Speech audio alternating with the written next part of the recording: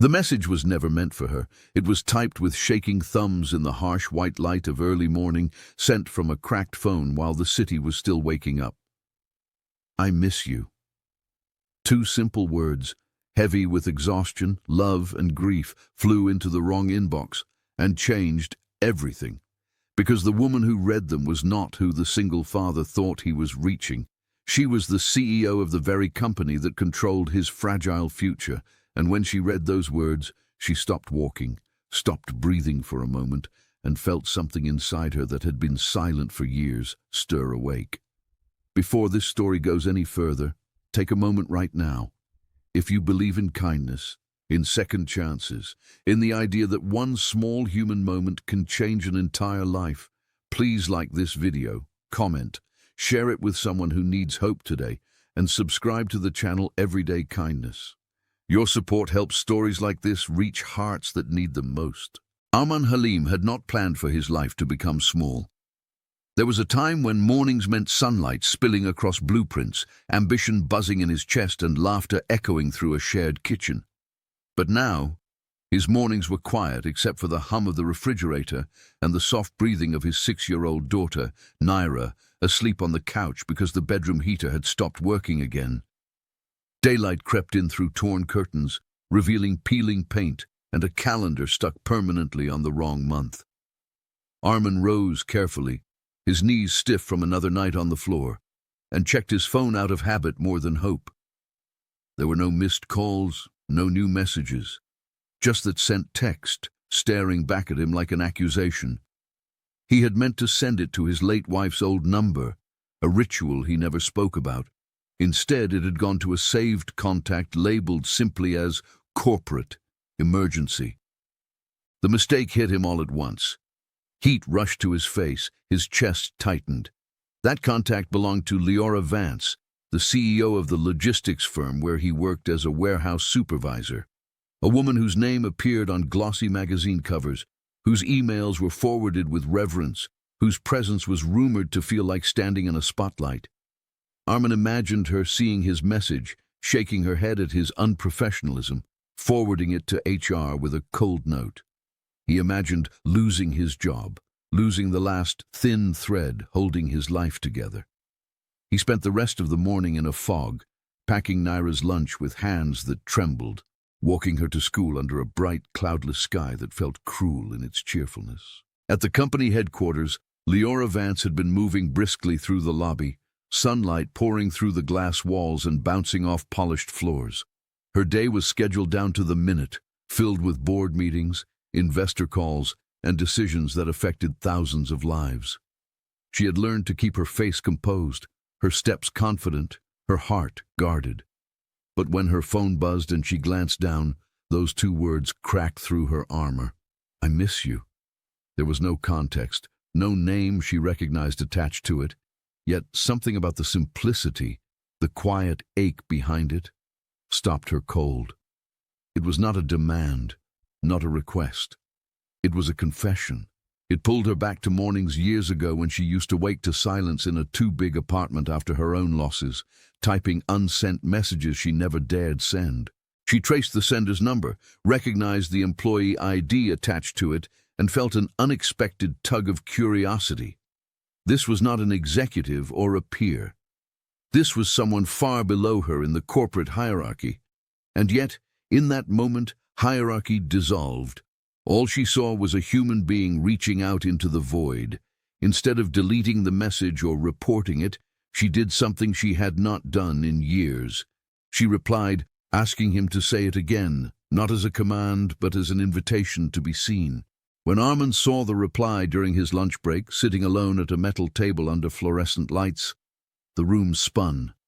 His first instinct was to apologize profusely, to explain, to beg for forgiveness. But something about the phrasing slowed him. It did not feel threatening. It felt gentle. His fingers hovered over the screen as the sounds of forklifts and distant chatter faded. He thought of Naira's laugh, of the empty space beside him at night, of the weight he carried alone. He typed back, explaining that the message was a mistake, that it was meant for someone he had lost, that mornings were hard, that he was sorry. He did not realize as he sent it that honesty was opening a door neither of them had expected. Over the next few days, daylight conversations unfolded between meetings and shifts.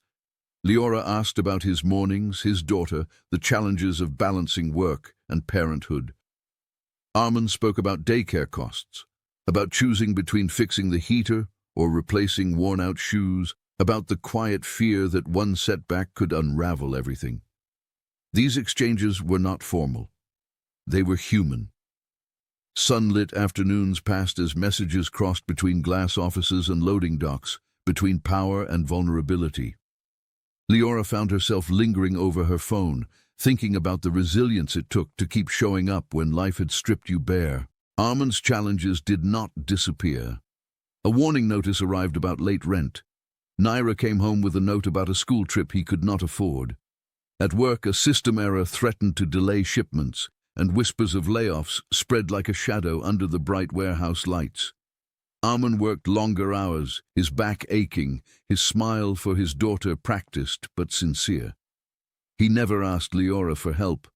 He did not know how, and pride held him back. Yet somehow, knowing that someone saw him, truly saw him, made the weight a little lighter. One bright morning, with the sun already high and traffic humming, Leora visited the warehouse unannounced. She walked past rows of pallets and startled employees, her heels echoing in the cavernous space. When she reached Armin, she did not speak at first. She looked at him, really looked at the tired lines around his eyes, the way he stood protectively near a photo of Naira taped to a clipboard. In that moment, the abstract idea of workforce well-being became a face, a story, a child waiting at home. Later that day, policies changed. Overtime structures were adjusted. Emergency assistance programs were quietly expanded. No announcements were made, no credit taken. But Armin felt the difference when his paycheck stabilized and his schedule became humane. Their connection remained grounded, respectful, and deeply human. It was not a fairy tale transformation. Armin still struggled. Leora still carried her own loneliness. But something had shifted. Daytime skies seemed brighter. Naira laughed more easily. Armin began to believe that his life could grow again, not back to what it was, but into something new. One afternoon, walking hand in hand with his daughter under the open blue sky, he felt gratitude swell unexpectedly, not for wealth or miracles, but for the courage to be honest, even by mistake. As this story draws near its end, take a moment to reflect. If this journey of resilience, kindness, and quiet connection has touched your heart in any way, please engage with this video. Like it, share it, and let us know in the comments how it made you feel. Your interaction helps spread these moments of hope further than you might imagine. Before the final words, here is a special request. Please comment with the word kindness if you believe one small act of humanity can change a life. The message that started it all remained saved on Armin's phone, not as a reminder of fear, but as proof that even in the harsh light of day, when life feels exposed and unforgiving, tenderness can still find its way through. 2 words, sent by mistake, became a bridge between worlds, a testament to the power of being seen. And in that shared daylight, both a single father and a guarded CEO learned that sometimes the heart knows exactly where to reach, even when the hands do not.